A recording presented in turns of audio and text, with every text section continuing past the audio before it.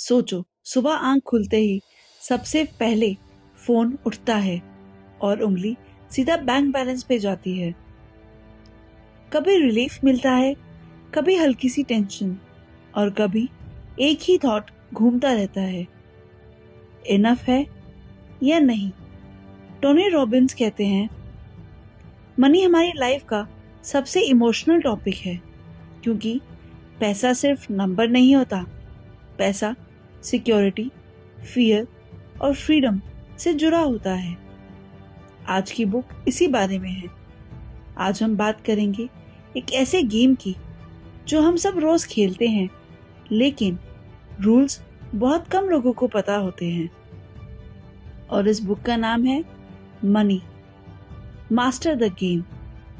और ये स्टोरी है पैसा कमाने की नहीं, पैसा मास्टर करने की। पैसा एक गेम है, इसके लिए ऑथर कहते हैं, money is a game played with numbers but won with emotions. School ने हमें सिखाया मार्क्स का गेम, सोसाइटी ने सिखाया स्टेटस का गेम, लेकिन पैसे का गेम है क्या? उसके रूल्स कभी नहीं सिखाए गए।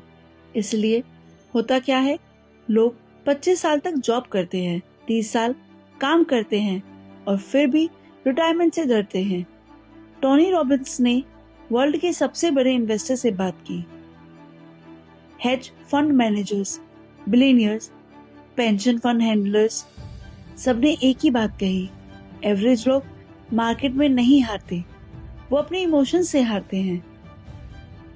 सबसे बड़ा रूल है कैपिटल प्रोटेक्शन, यानी बहुत से लोग सोचते हैं कितना कमा सकते हैं, उसी तरफ प्रोफेशनल सोचते हैं कितना बचा सकते हैं। अगर आप 100 रुपए इन्वेस्ट करते हो और 50 रुपए लूज कर देते हो, तो आपको 100% रिटर्न चाहिए, सिर्फ 0 पे वापस आने के लिए। इसलिए टोनी कहते हैं, rule number 1, don't lose money. Rule number 2, don't forget rule number 1। Capital protection boring लग सकता है, लेकिन यही लॉन्ग टर्म विनर्स का सीक्रेट है।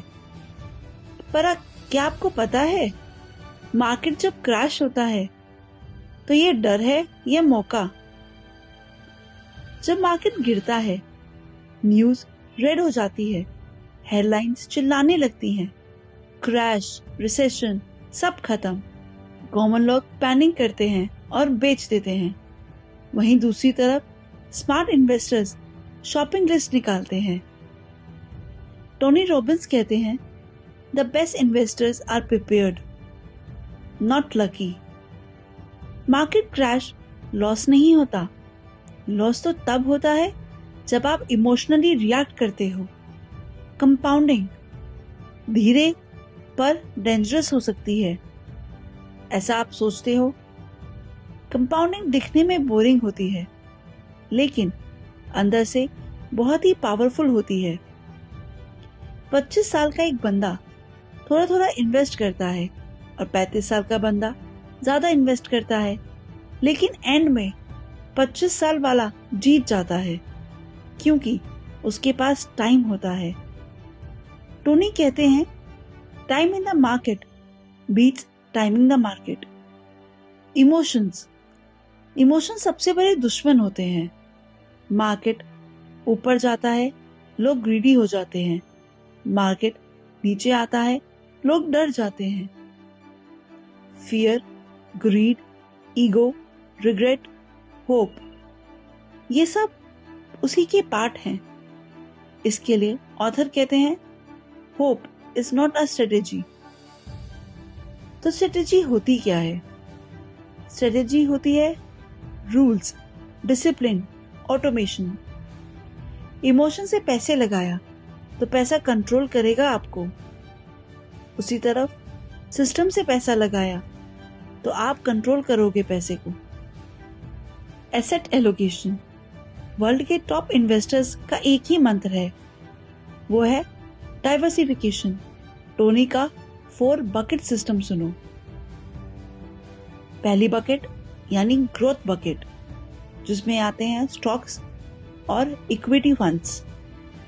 दूसरी सेफ्टी बकेट यानी बॉन्ड्स और डेब्ट। थर्ड आता है इंफॉर्मेशन प्रोटेक्शन यानी गोल्ड और कमोडिटीज। और लास्ट है अपॉर्चुनिटी बकेट यानी कैश, ताकि क्रैश में एक्शन लिया जा सके। इससे रिजल्ट क्या होगा? इससे स्ट्रेस कम होगा, स्टेबल रिटर्न्स होंगे और नींद अच्छी आएगी। इसमें फीस क्या होती है? फीस होती है छुपी हुई चोरी, यानी 1% फीस छोटी लगती है, लेकिन 30 साल में ये 1% आपके करोड़ खा जाती है। टोनी कहते हैं fears matter more than returns. Simple investing, low cost fund और लॉन्ग टर्म थिंकिंग, यही रियल वेल्थ बनता है। आपको हमेशा अपने माइंड में या अपनी सोच में मनी का ब्लूप्रिंट जरूर बनाना चाहिए। और वो कैसे? बचपन में आपने सुना होगा, पैसा बुरा होता है, अमीर लोग ग्रीडी होते हैं।